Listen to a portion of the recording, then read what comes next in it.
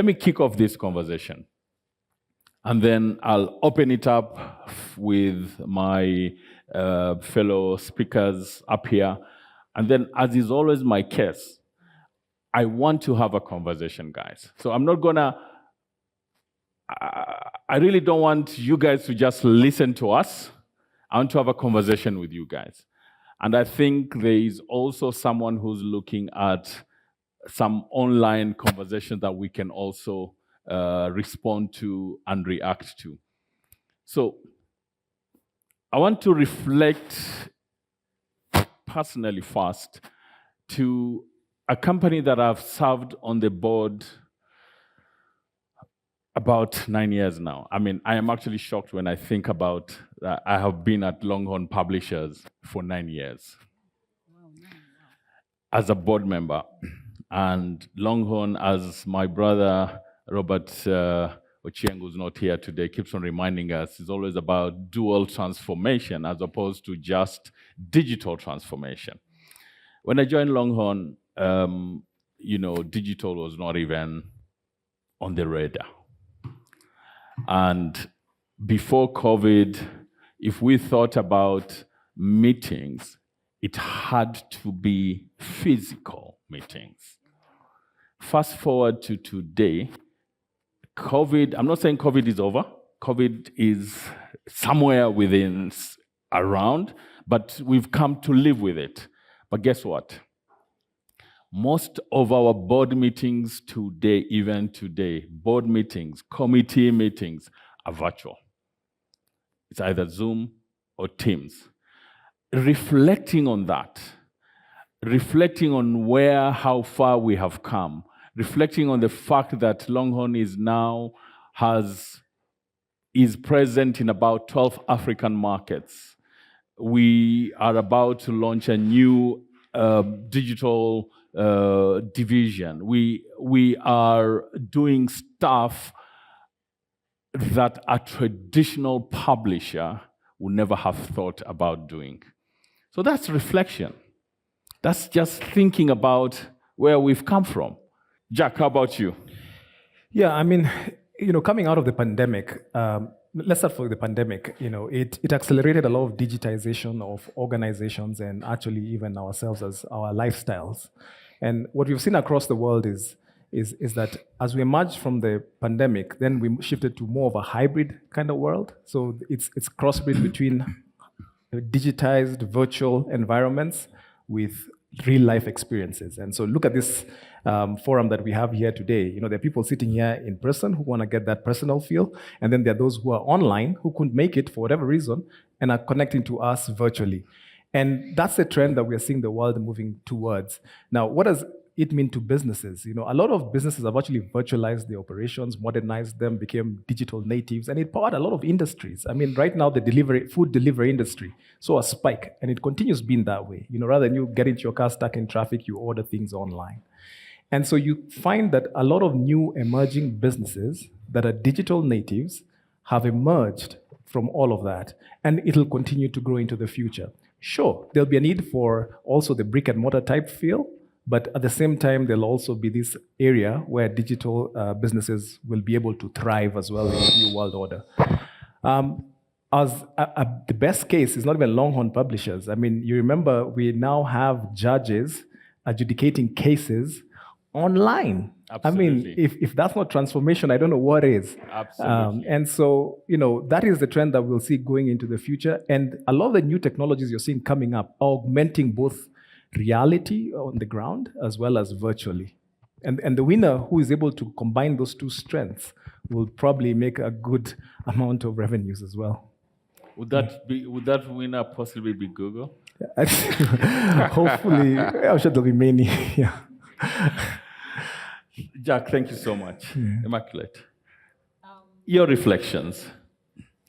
Coming out of COVID partially is indeed the transformation, and I'll give my own personal experience. When I came into office in the height of COVID, Correct, I remember 2020, that. And one of the tasks ahead of us was actually to have regulations. And regulations require that you have to do stakeholder engagements. And we at the point, there is no way you are going to have physical meetings. You are limited. And we thought the best way then is to utilize online meetings. And I can say as a case study, you succeeded because we were able to hold over 20 meetings. We were able to mobilize stakeholders, plan for the stakeholders' engagement, have 1 hour to 2 hours meetings, listen to their views, actually transcribe that. I remember when we went to Parliament and they said, but where are your stakeholder? We had, and of course, initially when you come, there are screenshots, because, when you're having a webinar, what do you have? And there are screenshots to show that there were people present. But we also transcribed. We recorded the meetings, transcribed just to prove. When I look back, I think if we had not been innovative, we probably would be pushing to have our regulations up to now. And that helped us because in 1 year, we were able to get the 3 sets of regulation. I think for me, that's a point of reflection. In 1 year? Yes, in 1 year. Wow. Then I think it's having that flexibility. But from an African perspective, I think the last year, we are seeing more African countries come up with regulatory frameworks on data protection. We are seeing conversations, we are seeing, and what is interesting about the different regulatory frameworks they are different in one country, they are talking about these different issues. So reflecting back, what does this mean for business in Africa? And especially because the issue around data protection is supposed to be one of the pillars that helps e-commerce. It's about securing personal information so that we are able to push businesses to the next level. But having different legal framework, what does that mean? And that's part of my reflection. The third thing, as I push back the mic to you, we are seeing more and more data protection regulation, more and more data protection authorities coming to force. And across Africa. Across Africa. In the last year, we've seen during the COVID era, Zambia, Zimbabwe, Rwanda, Tanzania this last year. So that has an impact in terms of business. And then we are seeing a lot of sharing of information between Africa and Europe and what GDPR is doing. What does this mean for us? Because like the European Union Data Protection Board, the board is one central place where decisions are made. What does that mean as far as the African continent? Will we be seeing that kind of discussion? Thank you so much. Those are absolutely great reflections from a regulatory perspective and from a data perspective. Dr. Gitau, your reflections. So I have to take you back. So we started work at Kala just before COVID. And, we were trying to get people to embrace digital and innovation. And people were like, yeah, Shriko, I like what you're saying. I've seen what you've done with the company, the ex-company that you worked with. I really like that. Let's talk more. The way corporates tell you, let's talk more. Let me tell you, March 13th happened. March 15th, everybody was calling. Now, Shriko, what was that thing you were saying about digital? And for me, that was the biggest jump ever. Like within just a couple of weeks, people were like, oh my God, if we don't digitize some of our processes, we're going to die. Yeah? That initial inertia of what are we going to do really hit people. And for me, I will talk about the one thing that really convinced me that I'm in the right career. First of all, my father now understands what I do for a living, which is a good thing. Because he kept asking me, so first, that's first thing. But the second thing is we got to work with government, not just government of Kenya, but some other governments in like building data dashboards and data work. And for me, looking at just the impact of a very simple dashboard, to be honest, they were very simple dashboards that they were accessing to make decisions around COVID, around response to different things. It persuaded even the worst critic that tech can actually change the world. Let me give an example of government of Kenya because this is very public. We worked with Ministry of Health and Ministry of ICT around COVID data. It was very simple. There was some data that was publicly available. So we used publicly available data to model out what would happen if COVID hit all the 50 million Kenyans. What would happen? And we did a dashboard showing that Kiambu County will have the most deaths. And we mapped it out and we presented it and we gave it to the CS and showed them this is what our data says. It is not very intelligent. It's just based on the information that we are getting from how the disease is acting out. So he sees it and says, so we explain to him the logic behind the dashboard. He goes and presents it to the national emergency team. And the next thing in the news, Kiambu County has closed all the markets. Kiambu County has done this. Wow. And for me, that impact, that was almost instant change. I always say we actually saved lives in a real sense while we were not doctors, because if those actions had not been taken, the response would have been delayed and the infections would have increased to a point where the deaths were happening before even the doctors knew how to treat the disease. Because the first 6 months of the COVID was very confusing, even for the doctors. The treatment plan was changing every day because we were working with the doctors in our work. And for me, that example really stuck with me. By the way, just as an FYI, that first dashboard that we produced on 14th of March, and if you look at the dashboard of the number of deaths in Kenya, they match almost word for word. Wow. And for me, that is what digital are. So even right now, we're still the government's skunk work when it comes. They say, can we check what will happen? With our partners with the University of Nairobi, is what's the impact of drought on health, on education, on all these things. That the government has become more responsive to what data and digital can do. That, for me, was one of the biggest jumps in amazing. during thank you so COVID, much. That is powerful. That is extremely powerful. Yeah. Kamau, I hope your sound is back online now. I'm back. So I really like what you said, Shiko, because that's a good example of the power of data. So my reflection is a mixed bag. So looking at a Kenya perspective, they actually thought suppressing data to the bureau would be the best way to manage people's financial Sorry, positions. Kamau, to interrupt you, but when you say bureau, do you mean the Federal Credit Bureau of Credit Bureau, Investigations, or which bureau do you So mean? suppression of data to the credit bureau seemed to be the ideal thing, but we've seen a very good example of how data actually helps in actually managing situations that you're in. So my reflection was that there were some bad calls made out in the market in Kenya, but in the rest of Africa, we did see some good things coming out of it. As has been mentioned before, people started thinking and saying, how do we digitize our services to be able to reach our customers, to be able to survive? And for us to do that, we need to be able to understand our customers better.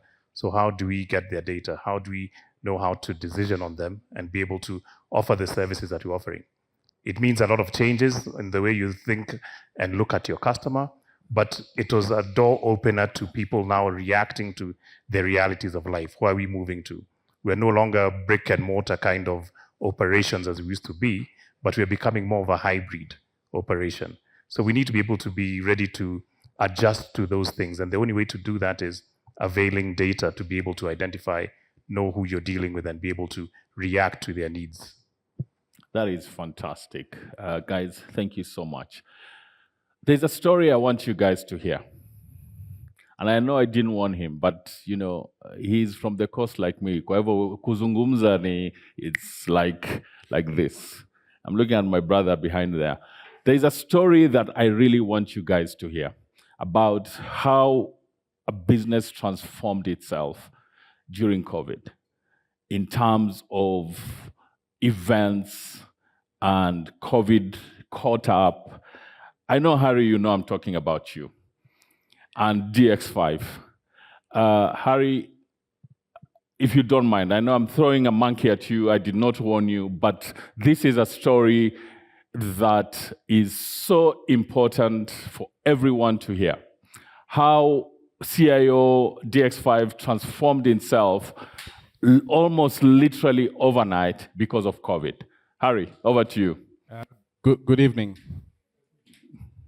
Yeah, that's a curveball. But happy to share. So my name is Harry. I work for DX5, formerly CIO Africa. It was a matter of survival. So it's a I wouldn't call it strategy, because it wasn't strategy. It was survival. We had been doing certain things in certain ways. COVID came, disrupted everything. So we were either supposed to sit down and look at 70% of our revenue leaking and disappearing, or protecting it. Proactively protecting it. So we chose to protect it. And we protected it by innovating on the things that we used to do. So we're among the very first people to jump onto virtual event production. And we actually went around, because our ideas were kind of interesting, because we wanted to use a studio to produce our events. But most of the studios at that time the studios that were operating at that time were built to record, package, then distribute. That's most studios, that's how they operate. You record, you package, and then you distribute. But to run a live event, you can't do that. You have to stream it. So we really suffered. It was painful, because some of the studios were going to, they were buying bundles, and you're pushing 4K video on Safaricom bundles. It was not going to happen. It was really painful, and therefore we just decided to bite the bullet and invest in a studio. And we've never looked back. Thank you so much, Harry, for that anecdote. I knew, we have talked about this story, and I really thought that this was important for us to reflect on. So, guys, you've heard from local businesses, you've heard from how government innovates, you've heard from a NSE quoted company that never thought about digital, you've heard from big tech, you've heard from, a credit scoring. I'm very particular when I speak to my brother Kamau. It's not a credit reference bureau.